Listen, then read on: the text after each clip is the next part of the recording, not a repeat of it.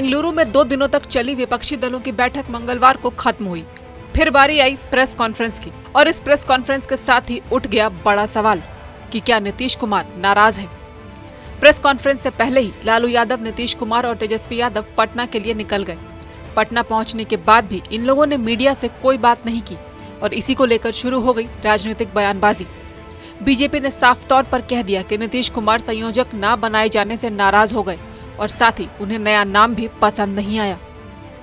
लेकिन जो हम लोग को जानकारी मिल रही है, उनको लग रहा था कि कन्वीनर के रूप में उनके नाम पर सहमति बन जाएगी, तो ये एक था। दूसरा कि नाम को लेकर भी उनका मतभेद था। फिर जो महत्व मिलना चाहिए वो महत्व नहीं मिला उनको। वहाँ बेंगलुरु में उनके 2-3 पोस्टर लगे थे और अरविंद केजरीवाल बाकी नेताओं के वहाँ पर 50 पोस्टर लगे थे। फिर कांग्रेस शासित राज्य होने के बावजूद नीतीश कुमार के खिलाफ में सैकड़ों की संख्या में पोस्टर उनके खिलाफ में पोस्टर लगे हुए थे। तो उनको बड़ा खराब लगा कि भाई सरकार कांग्रेस की और कैसे किसी की हिम्मत हुई कि मेरे खिलाफ इतने पोस्टर लगा दें। तो यही सब कारण होगा, और भी कुछ कारण हो सकता पता नहीं है, लेकिन जो हम लोग को जानकारी मिली यही सब कारण थे, जिसके कारण वो नाराज होकर प्रेस कॉन्फ्रेंस छोड़कर पटना लौट आए। माननीय मुख्यमंत्री श्री नीतीश कुमार जी को जिस अंग्रेजी से नफरत है, इंडिया शब्द का जो प्रयोग किया है, उससे उनको जो विरोध था, आपको पता होना चाहिए कि कांग्रेस जो है अंग्रेजों के नीति पर चलने वाली पार्टी है और उसी की संस्कृति पर चलने वाली पार्टी है। और आप गए थे पूरा बन ठन करके, आपको न घर के छोड़ा न घाट के छोड़ा, तेरे कूचे से बहुत बेपर्दा होके निकले हम।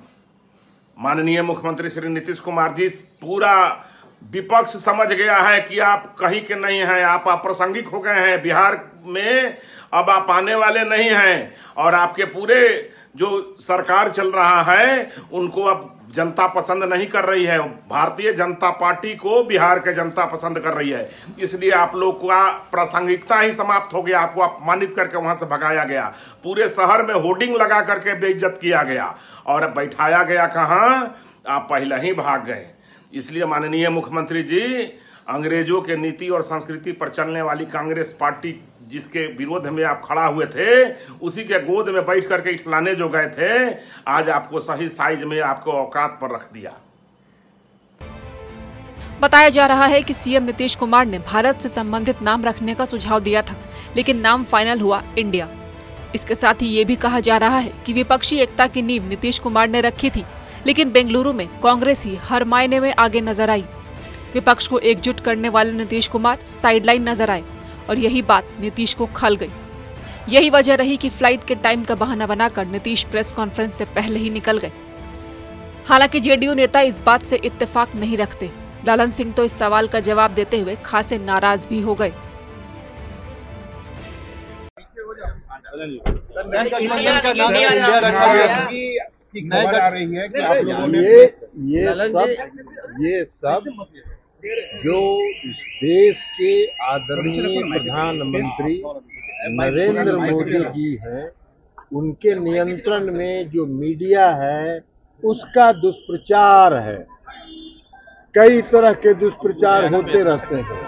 अफवाह फैलाने में बड़का झूठा पार्टी का साथ इस देश की गोदी मीडिया भी दे रही है। सच्चाई क्या है? मोदी ने सबसे पहले सच्चाई क्या है? पहले पूरी बात मेरी सुन लीजिए ना, कि आप ही का बतवा हम डिक्टेशन आपका हम सुनिए। नहीं सर, बोलिए, आप बोलिए।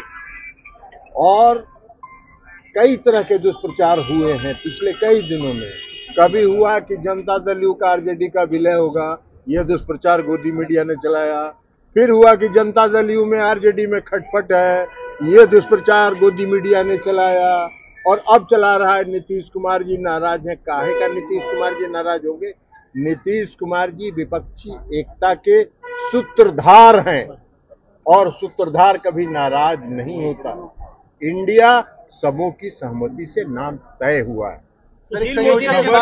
सुशील मोदी जी अपने छपास रोग से ग्रस्त हैं, उनको रहने दीजिए। माननीय नीतीश कुमार जी के व्यक्तित्व से जो लोग असहज रहते हैं ना, उनके द्वारा यह प्रायोजित खबर है। अरे माननीय नीतीश कुमार जी ने जिस मुहिम की शुरुआत की, बिहार में महागठबंधन बनाया, विपक्षी एकता की मुहिम शुरू की। आज उसके असर हुए कि बेंगलुरु में बैठक हुई, दक्षिण भारत से भाजपा का सफाया हो गया। अब तो प्रारूप बन करके आ गया, इंडिया नाम आ गया। इंडिया का अर्थ जो देश की विविधता पर हमला हो रहा था फर्जी राष्ट्रवादियों के द्वारा, तो वो उसका जवाब, करारा जवाब मिलेगा। और ये स्वीकार्य है सब चारों तरफ से। और इसके असर कितने गहरे हैं कि भारतीय जनता पार्टी के राष्ट्रीय अध्यक्ष जेपी नड्डा कहते, पटना में कहे कि क्षेत्रीय दलों का वजूद खत्म हो गया, खत्म कर देंगे। आज दे दे राम, दिला दे राम, कटोरा लेकर के घूम रहे हैं कि हमको सहयोग करिए, हमको सहयोग करिए। 9 वर्ष बेमिसाल अब बोल ही नहीं रहे हैं। अब उनकी पीड़ा हो गई है कि जो विपक्ष की एकता है उसके जख्म इतने गहरे हैं कि आदरणीय प्रधानमंत्री जी का जो भाषण है उसमें कटुता आ गई। कहीं कोई नाराजगी नहीं, कोई नाराजगी नहीं, न मन भेद न मतभेद। आखिर मीडिया से क्यों फिर दूरी बनाए हैं नीतीश कुमार जी? ये तो भाई माननीय नीतीश कुमार जी तो रोज मीडिया से बात नहीं करते हैं, और जब बात करते तो उसके गहरे असर होते हैं। इसलिए धैर्य रखिए, कोई चिंता नहीं करिए, हमारी मुहिम तो सफलता की ओर बढ़ रहा है। लोकसभा चुनाव 2024 में बीजेपी को हराने के लिए विपक्ष एकजुट होने की कोशिश में है। बीजेपी को सत्ता से बाहर करने के लिए पटना के बाद बेंगलुरु में मोदी विरोधी नेताओं का जमावड़ा हुआ, लेकिन बताया जा रहा है कि इस बैठक से सीएम नीतीश कुमार के साथ साथ उनके सहयोगी लालू यादव भी खुश नहीं हैं। अभी तक इस मसले पर न तो नीतीश ने कुछ कहा है और न लालू ने, लेकिन इस पर बढ़ रही सियासत विपक्षी महाजुटान के लिए परेशानियां खड़ी कर सकती है।